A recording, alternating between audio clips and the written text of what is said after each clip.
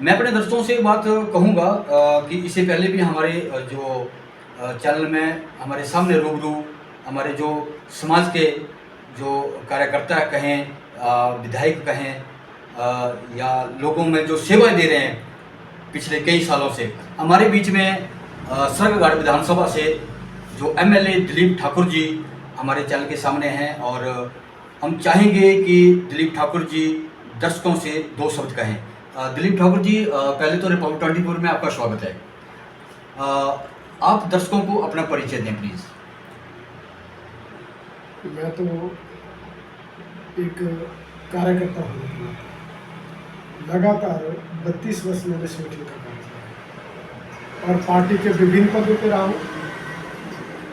सच में कहूँ कि युवा मोर्चा के महामंत्री से लेकर मंडल का महामंत्री, मंडल का अध्यक्ष, जिला का महामंत्री, जिला का अध्यक्ष, अनेकों पदों में पार्टी ने जहाँ मुझे पार्टी ने जो दायित्व दिया मैंने उसको पूर्णतः निभाने का प्रयास किया और ईमानदारी से काम किया। और मुझे लगता है कि उस ईमानदारी की वजह से आज मैं सच में कहूँ कि पार्टी ने मेरी तरफ देखा और पार्टी ने मुझे यहाँ से सरकाघाट से चुनाव भी लड़ाया। और मैं सच में कहूँ कि कार्यकर्ताओं ने जितना काम किया, और मैं सच में कहूँ इसका अपनी जीत का श्रेय मैं सीधा सीधा कार्यकर्ताओं को देता हूँ और सरकाघाट की देवतुल्य जनता को देता हूँ कि उन्होंने मुझे पूरा आशीर्वाद मुझे दिया। और आज भी जिस प्रकार सा प्यार मुझे सरकाघाट क्षेत्र में लोगों से मिलता है और अपने कार्यकर्ताओं से मिलता है, आपने देखा होगा लोकसभा का चुनाव भी है, उसमें भी हमें सरकाघाट की जनता का और मैं धन्यवाद भी करना चाहूँगा। और सरकाघाट के जो हमारे कार्यकर्ता हैं उनकी मेहनत से हम सरकाघाट में लीड हमने 13,647 मतों की लीड यहाँ से कंगना जी को दिलाई, जो हमारी लोकसभा की प्रत्याशी थी उनको दिलाई, और बहुत बड़ा मार्जिन सरकाघाट से रहा है। उसके लिए कार्यकर्ताओं ने काम किया, कार्यकर्ताओं की मेहनत से हम आगे बढ़े। अपने दर्शकों से एक बात मैं ज़रूर कहूँगा कि इससे पहले भी हमारे चैनल के ऊपर ये यूँ कहें कि जो एक अच्छे अच्छे अहदों पे जो सेवाएं दे रहे हैं लोगों के बीच में, समाज में, लेकिन दिलीप जी की एक बात बहुत ही सराहनीय है कि मैं एक एमएलए नहीं समझता अपने आप को, एक कार्यकर्ता समझता हूँ।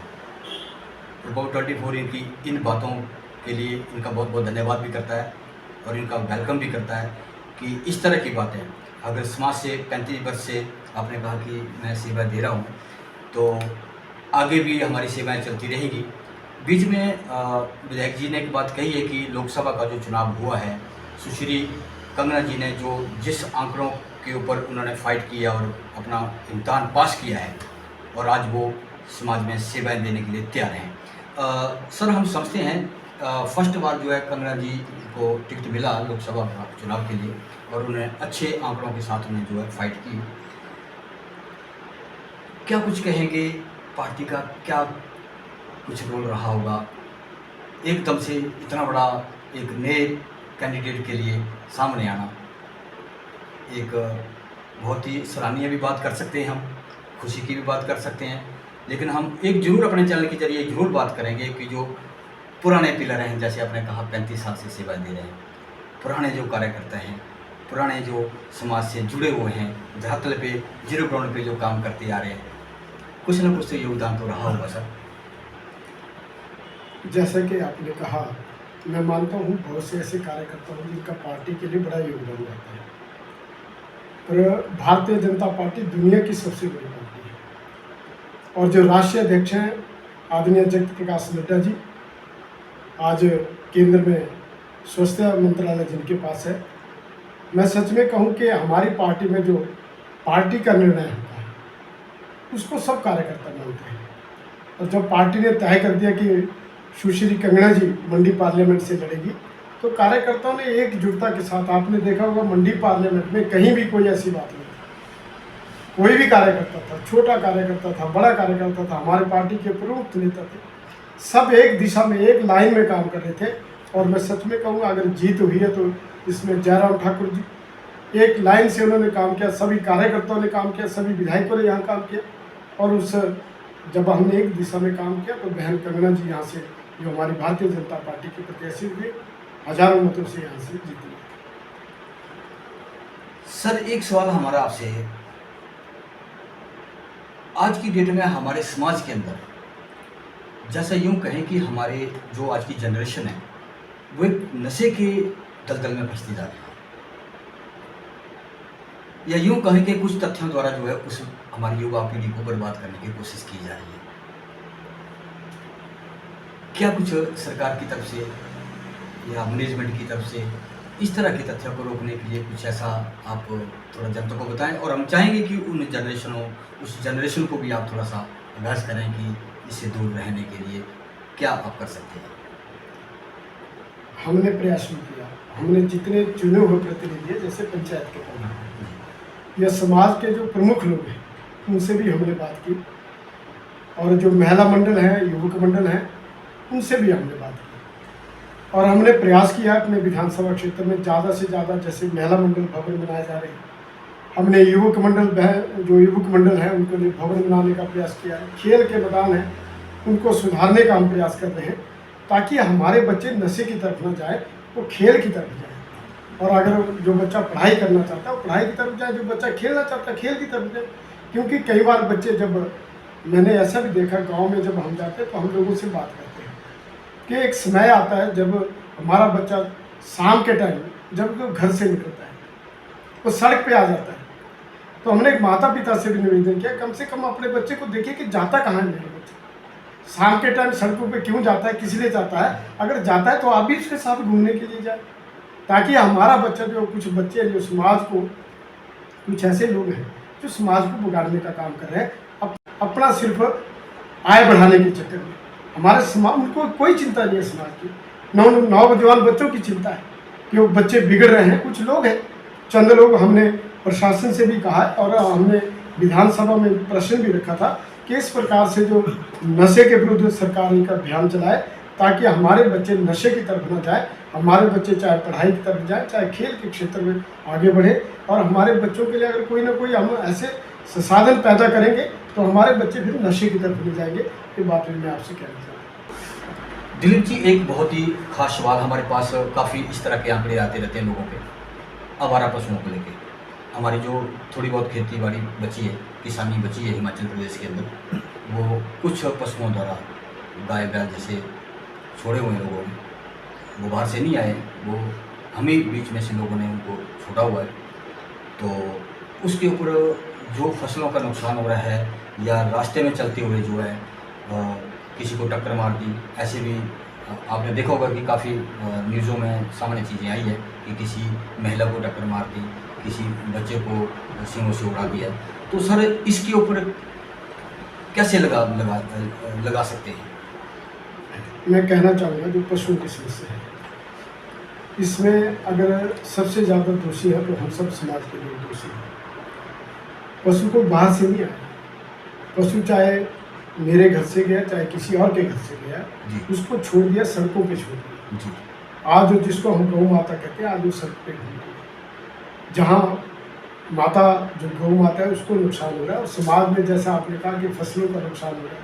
अब गौ माता जिसको सड़क पे छोड़ा है, उसने तो कुछ ना कुछ अपने पेट के लिए करना ही, उसके लिए कहीं ना कहीं हमारा समाज और हम सब इसके लिए दोषी हैं।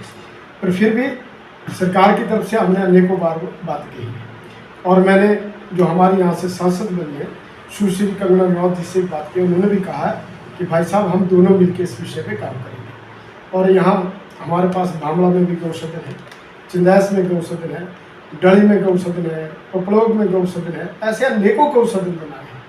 पर उसकी व्यवस्था के लिए भी समाज के लोगों को खड़ा होना पड़ेगा। अगर समाज के लोग सहयोग करेंगे तभी उनकी दशा का और दिशा को हम सुधार सकते हैं। अगर समाज के लोग खड़े नहीं होंगे तो फिर मुझे नहीं लगता कि हम उसमें ज़्यादा कर पाएंगे। इसलिए हमारा प्रयास है, मैंने सुश्री कंगना जी से भी निवेदन किया, जो हमारे यहाँ की सांसद है, उनसे भी कहा, उन्होंने भी कहा इसके मिल के हम कोई है।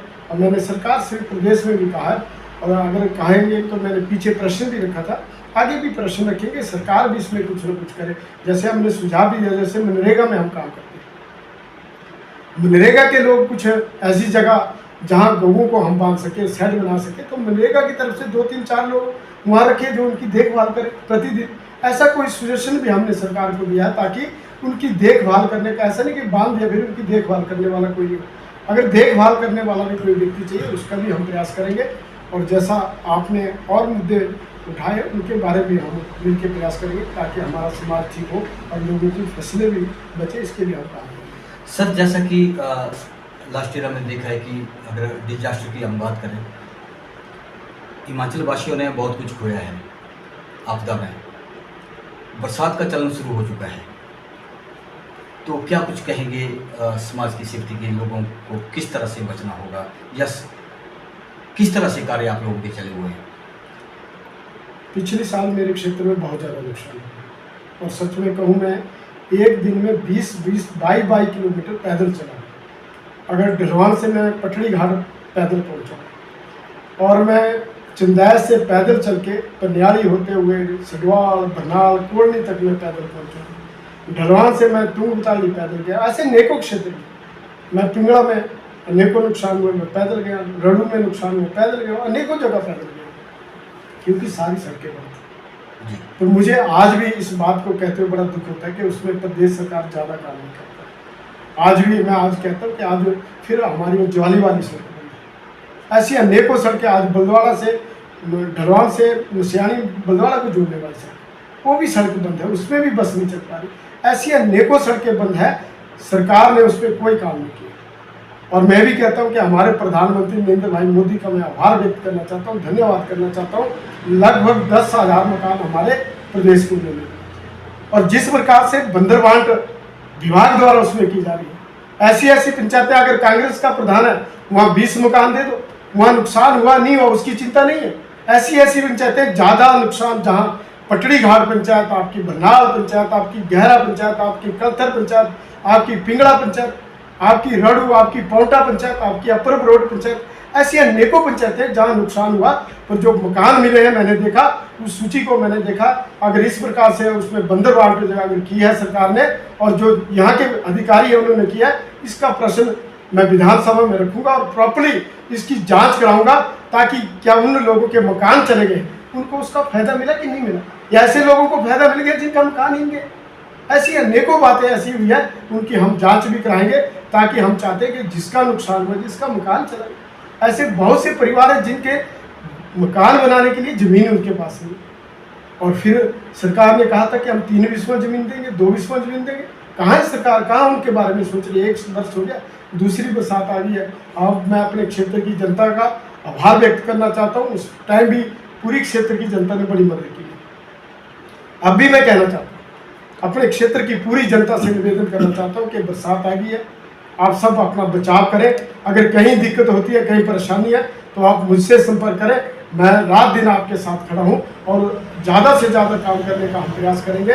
और जो मुद्दे ऐसे छूट गए, जिनको मकान ही नहीं मिला, जिनके पास मकान बनाने के लिए ज़मीन है, अनेकों ऐसी बातें जिनको हम विधानसभा में रखेंगे और अपने क्षेत्र की समस्या को रखेंगे। मैं इतनी कहना चाहता हूँ, अपनी जनता का, देवतुल्य सरकाघाट की जनता से निवेदन करना चाहता हूँ, इस बरसात में अपने आप अपनी सुरक्षा का ध्यान रखें और जो यहाँ के अधिकारी है उन्होंने किया, इसका प्रश्न मैं विधानसभा में रखूंगा और प्रॉपर्ली इसकी जांच कराऊंगा ताकि क्या उन लोगों के मकान चले गए उनको उसका फायदा मिला कि नहीं मिला, या ऐसे लोगों को फायदा मिल गया जिनका मकान नहीं गए। ऐसी अनेकों बातें ऐसी हुई है, उनकी हम जांच भी कराएंगे ताकि हम चाहते हैं कि जिसका नुकसान हुआ, जिसका मकान चला गया। ऐसे बहुत से परिवार हैं जिनके मकान बनाने के लिए ज़मीन उनके पास नहीं, और फिर सरकार ने कहा था कि हम 3 विस्वा ज़मीन देंगे, 2 विस्वा ज़मीन देंगे। कहाँ है सरकार, कहाँ उनके बारे में सोच रही है? 1 वर्ष हो गया, दूसरी बरसात आ गई है। अब मैं अपने क्षेत्र की जनता का आभार व्यक्त करना चाहता हूँ। उस टाइम भी पूरी क्षेत्र की जनता ने बड़ी मदद की। अब भी मैं कहना चाहता हूँ, अपने क्षेत्र की पूरी जनता से निवेदन करना चाहता हूँ कि बरसात आ गई है, आप सब अपना बचाव करें। अगर कहीं दिक्कत होती है, कहीं परेशानी है, तो आप मुझसे संपर्क करें। मैं रात दिन आपके साथ खड़ा हूं और ज़्यादा से ज़्यादा काम करने का हम प्रयास करेंगे। और जो मुद्दे ऐसे छूट गए, जिनको मकान ही नहीं मिला, जिनके पास मकान बनाने के लिए ज़मीन है, अनेकों ऐसी बातें जिनको हम विधानसभा में रखेंगे और अपने क्षेत्र की समस्या को रखेंगे। मैं इतनी कहना चाहता हूँ, अपनी जनता का, देवतुल्य सरकाघाट की जनता से निवेदन करना चाहता हूँ, इस बरसात में अपने आप अपनी सुरक्षा का ध्यान रखें और अपने बाहर ना जाएं, पानी के नज़दीक ना जाएं। जो जितनी बरसात में नुकसान हुआ उसकी भरपाई सरकार नहीं कर पाई। आज भी हमारी सड़कें बंद हैं और ऐसे लोग हैं जिनके पास मकान बनाने के लिए ज़मीन भी नहीं है, और ऐसे भी लोग हैं जिनको मकान ही नहीं मिल पाए। उनका नुकसान हो गया, उनके पेपर उन्होंने एसडीएम डीसी को दिए, उन पेपर का पता नहीं चल रहा। ऐसे कुछ हमारे जो लोग थे उन्होंने ऐसी बातें की है, उसकी हम जांच कराएंगे।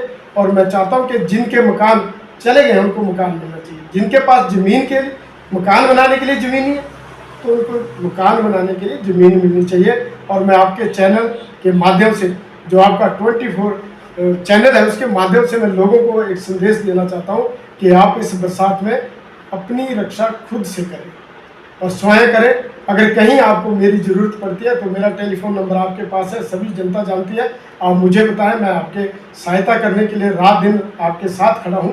और मैं आप सबसे निवेदन करना चाहता हूं कि इस बरसात में जहां पानी का भाव है, अपने बच्चों को वहां नज़दीक ना जाने दें और ऐसी जगह आप ना जाएं जहां कोई स्लाइड हो रहा है या कोई सड़क बंद हो गई, आप उससे दूर रहें। अगर ऐसी कोई बात हो उसकी जानकारी मुझ तक देंगे तो हम उसको ठीक करने का प्रयास करेंगे। आपके चैनल के माध्यम से मैं पूरी सरकाघाट की जनता को ये बताना चाहता हूँ।